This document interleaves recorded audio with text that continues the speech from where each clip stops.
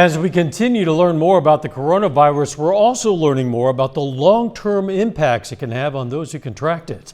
This is KOAM News at 10. KOAM's Chris Warner has more. Oswego resident Anil Garmacher is a truck driver who owns his own trucking business. He says he was on a delivery in late April of last year when he began to notice symptoms of COVID. So he went to the hospital to get checked out. When I first got released from the hospital, we had trouble breathing for the first 3 months. They couldn't really figure out why.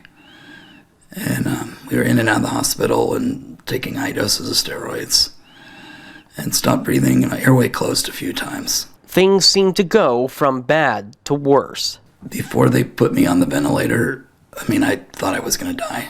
They gave me an hour to say goodbye to my family before they put me on the ventilator and sent me up to Kansas City.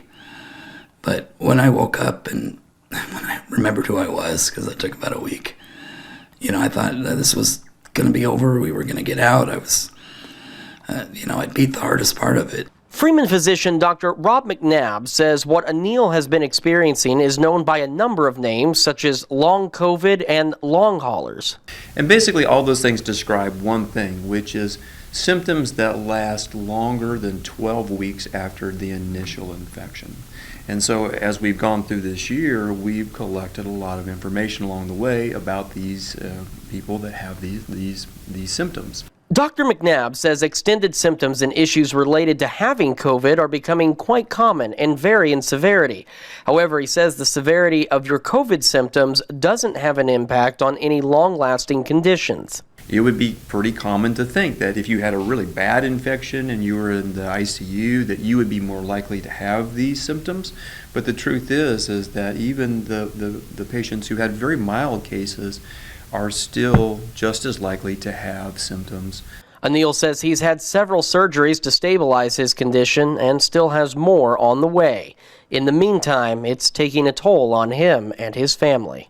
We've been kind of a family in a bubble. My girls that live with us, they're on virtual school, and we don't do very much social interaction, if any at all. We're very, very careful nowadays. I'm Chris Warner for KOAM News.